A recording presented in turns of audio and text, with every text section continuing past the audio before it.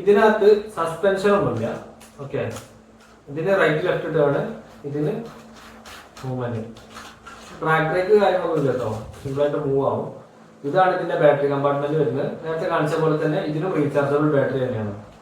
പിന്നെ ഇതിന് ഇവിടെയാണ് വെള്ളം വരുന്നത്, അതായത് സ്മോക്കിന് വേണ്ടിയിട്ട്.